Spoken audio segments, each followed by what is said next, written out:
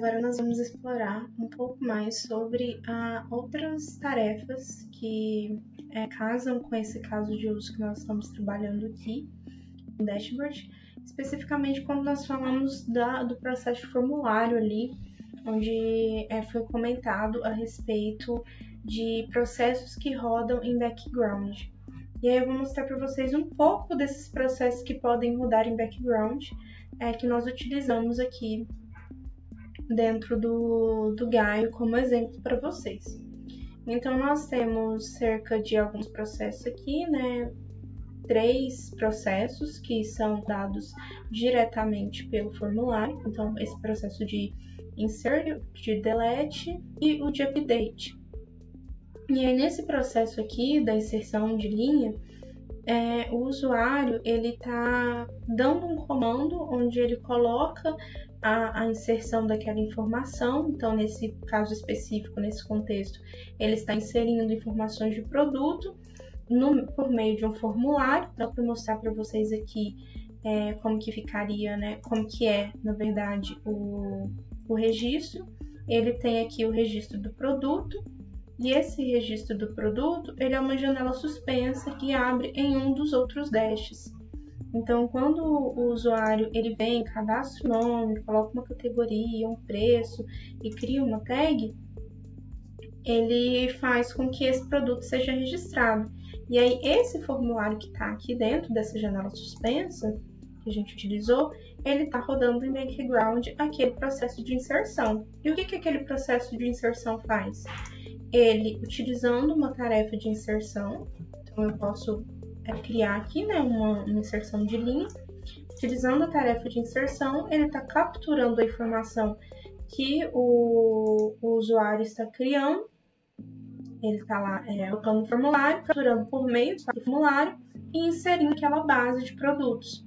Então, aqui eu peguei todas as colunas que eu realmente utilizar, que o usuário realmente poderia fazer uma classificação, e eu estou inserindo essas informações dentro da categoria, do preço, do nome do produto, da tag, e eu também estou criando um ID aleatório por meio dessa função do ClickHouse, né, em um campo calculado.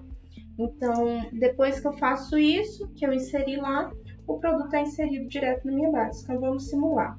Nós sabemos que essa tabela desse formulário, ele é aberto por meio do dash de Sales, no botão de Produtos, onde eu faço o registro. Então, eu já tinha criado um exemplo aqui do aleatório, mas vamos criar outro junto, só para vocês verem como que funciona. Então, a gente vai criar, que agora vai vender um produto AXY, numa categoria Fits, com um preço de 64.646, e esse produto ele está em desconto. Vamos salvar aqui. No momento em que eu salvei, ele rodou em background. Na hora que eu abrir de novo a minha aba de produtos, percebam que agora eu tenho 103 produtos e não mais 102. E o XY, ele tá por aqui nessa classificação. E aqui, pode ver que ele tá no eixo Y, ele tá entre a Alexa aqui e o produto aleatório. Então, tá aqui um exemplo de cadastro. Então, o usuário tá vendo onde ele tá vendo só um pop-up, é um formulário, e esse formulário está rodando em background aquele processo. A gente também tinha visto que quando o vendedor, a pessoa, vai ali e classifica, né, atribui um status para aquele cliente, eu abro o formulário aqui e esse formulário permite com que o meu cliente receba um novo status. Então, ele passa a receber o status de inativo ou ativo. A primeira vez que a gente mostrou o dashboard, mas nós podemos perceber que, além disso, esse processo que está rodando é também um processo em background no formulário.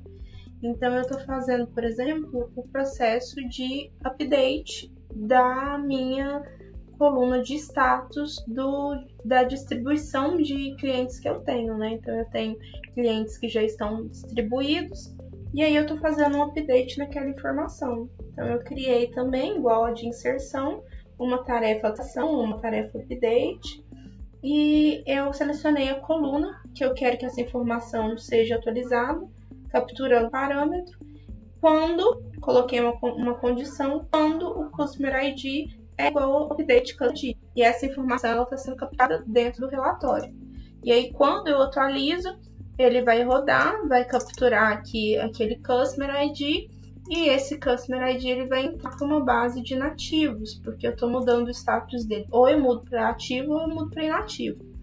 E aí, ele vai entrar para essa base de inativos, e essa base de inativos vai rodar um processo onde ele vai ser deletado da base de customer. Então, só vai ficar numa base de inativo, ele não é mais da base de customers normais, de clientes normais, né? Ele já não é um cliente vigente mais. Outra forma que eu tenho é também de excluir produtos. Então, caso eu tivesse criado ali um formulário onde eu excluí um produto, né, criar uma tabela, eu também poderia colocar. Nesse caso, a gente só exemplificou, a gente não tem criado a tabela. Mas para isso, para que eu consiga dar esses comandos, eu preciso de associar o meu parâmetro aonde estou capturando. Então, nesse caso aqui, eu estou capturando a ID do customer. Então, eu preciso de atribuir que o parâmetro relacionado é o parâmetro de update customer ID.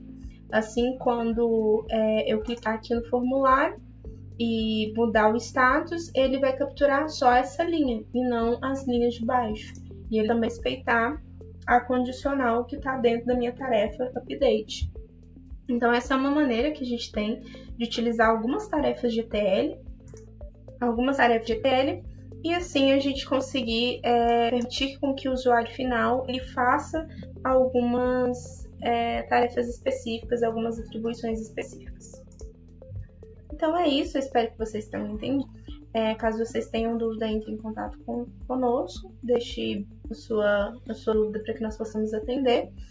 E nos próximos vídeos vai ser abordado sobre a tarefa conteúdo e sobre as janelas suspensas também por meio da tarefa conteúdo.